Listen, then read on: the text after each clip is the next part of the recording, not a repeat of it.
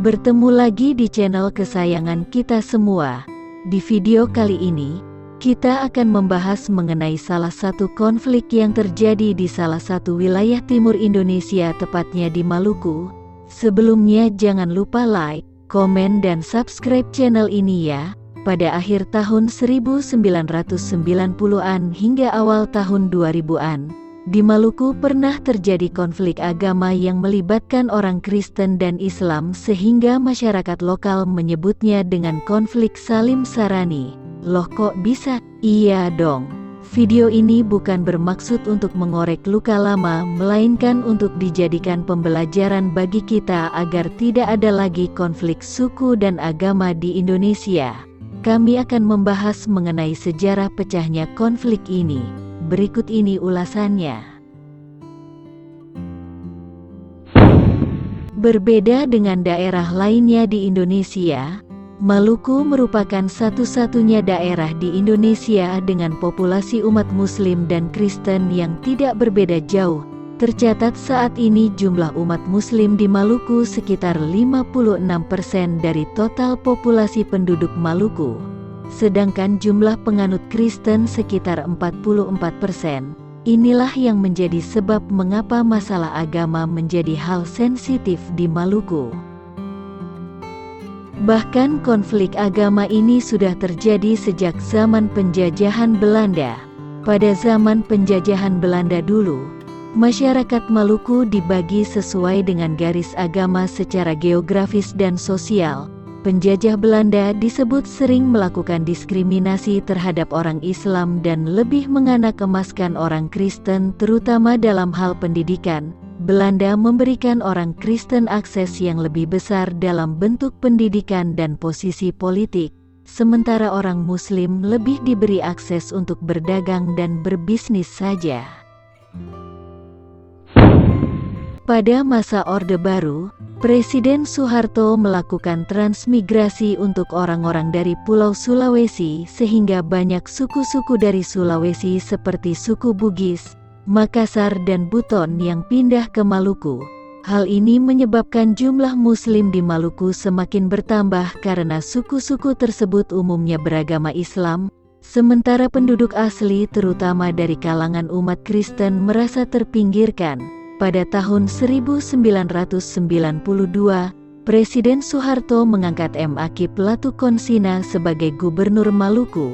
Akip Latukonsina merupakan salah satu pemimpin Ikatan Cendekiawan Muslim, ICMI, Maluku. Pengangkatan Akip Latukonsina ternyata menyebabkan hampir semua bupati di Provinsi Maluku beragama Islam.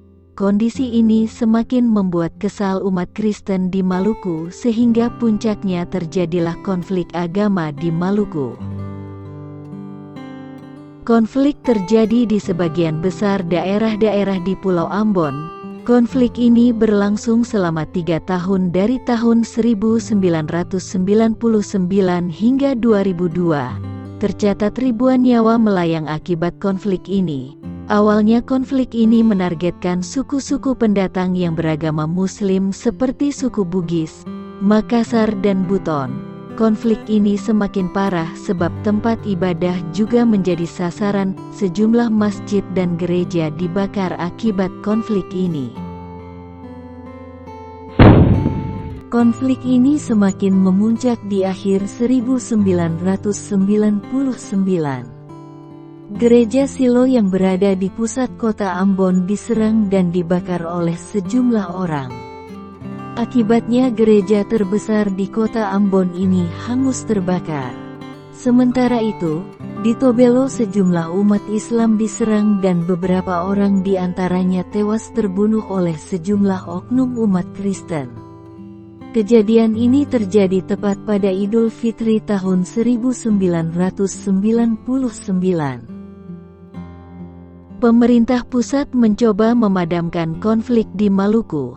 Pada tanggal 11 Februari tahun 2002 di Pegunungan Malino, Sulawesi Selatan terjadilah penandatanganan Perjanjian Damai Malino II. Sejumlah orang dari komunitas Kristen dan Islam dipertemukan di meja perundingan untuk sama-sama menandatangani perjanjian damai. Meskipun sudah ada perjanjian damai, terkadang masih sering terjadi gesekan-gesekan kecil antara orang Islam dan Kristen di Maluku. Nah, itulah sekelumit kisah mengenai konflik antar umat beragama di Maluku yang pernah terjadi beberapa tahun silam. Kita berharap agar konflik semacam ini tidak terjadi lagi di Indonesia. Semoga informasi penting ini dapat memberikan informasi penting bagi kalian semua. Terima kasih karena telah menonton video ini sampai selesai. Jangan lupa like, komen dan subscribe channel ini agar channel ini dapat terus berkembang dan dapat memberikan informasi penting bagi kalian semua. Salam Bhinneka Tunggal Ika. Sampai jumpa di video berikutnya.